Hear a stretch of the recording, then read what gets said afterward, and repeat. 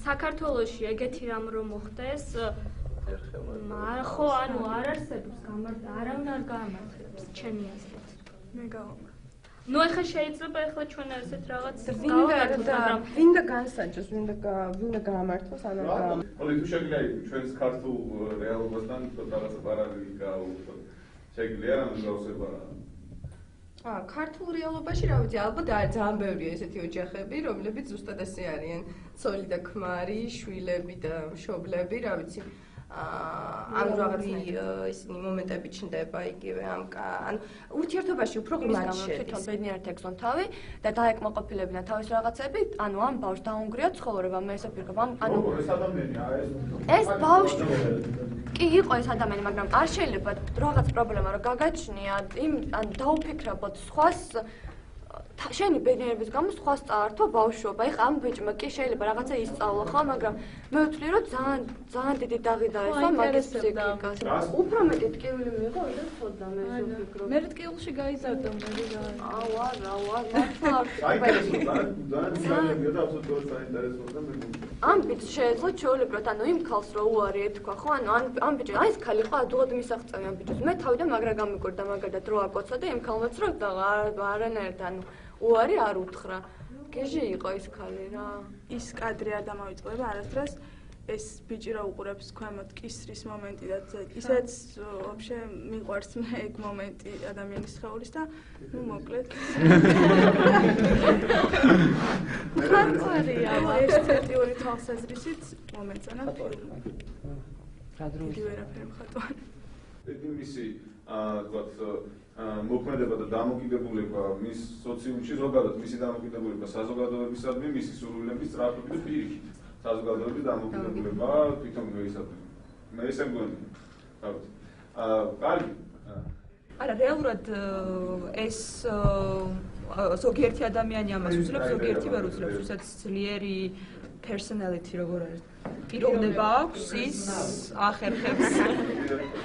ახერხებს რომ ამას გადაუდგეს წინ და გააკეთოს ის რაც ნამდვილად სჭირდება და ნამდვილად უნდა იგივე ის მექანიკოსობა ვთქვა თან რაღაც სხვა და ვისაც თქვა ჰანსის ნაირი პიროვნება აქვს რა თქმა უნდა ვერავინ მეტყვის რა უნდა გავაკეთო და რა არა მე თუ არ მინდა მე ვფიქრობ რომ ესთეტიური თვალსაზრისით ძალიან არ მომეწონა ფილმი როგორც ესთეტი ისე გეუბნები და ნუ ესთეტი და ფილმის დასაწყისში ეს კაცი ძალიან არ მომწონდა არც ბოლოში მაგრამ ანუ დასაწყისში ვერ ვფიქრებდი რომ შეიძლება შემცოდებოდა მაგრამ ბოლოში შემეცოდა სავით თქვენ ველოსიპედით რომ მოდის და ეს მუსიკა რო ირთვება ნუ ხვდები რომ ის მართლა ცუდად კი არ არის მიდის რომ ვიღაცას მნიშვნელოვანს შეხვდეს და ეს ყველა ის ღილების გახსნის მომენტი ძალიან ლამაზად იყო ყველაფერი გაკეთებული თან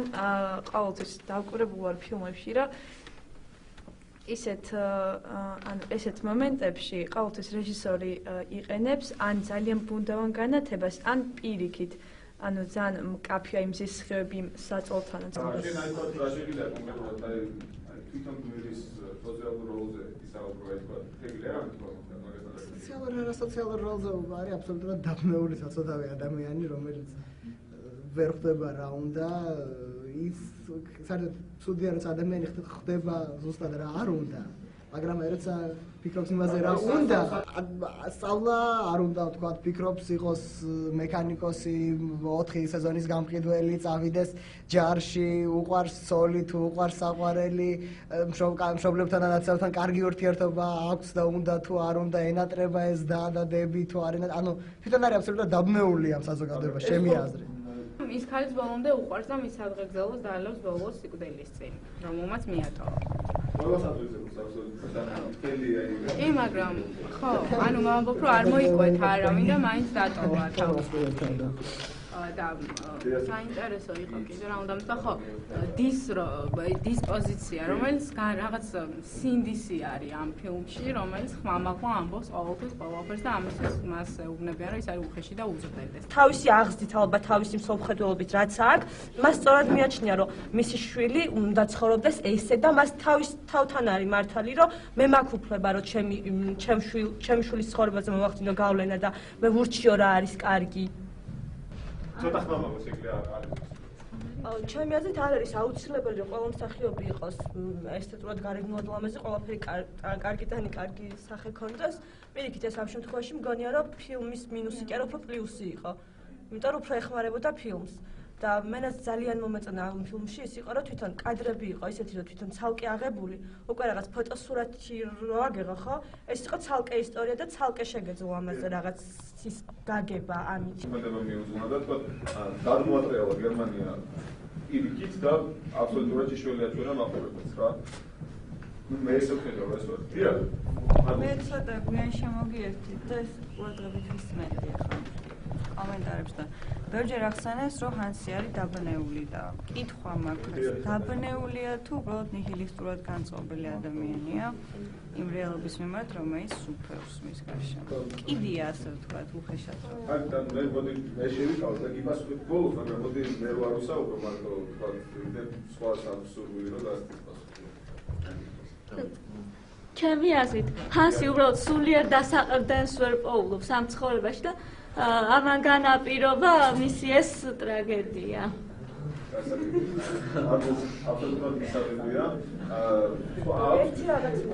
ხდება ხოლმე მაგას აქში გამოცდილი იყო მაგ ხრივ და არ ეშინოდა და ურთიერთობის დაწყების თორე აი იმ გოგოსთან მერე დაიწყო ურთიერთობა როდესაც უკვე თვითონ იყო გამოცდილი და იმ გოგომ კითხა კიდევაც სად ისწავლეო ხო? ადამიანები დაბნეულები არიან და არ იციან რა ქნა ზოგადად და როდესაც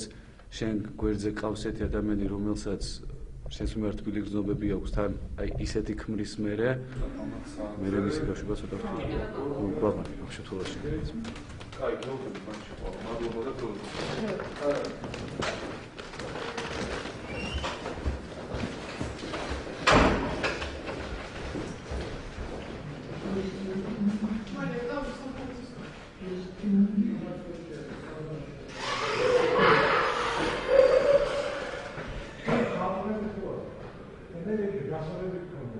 Gracias.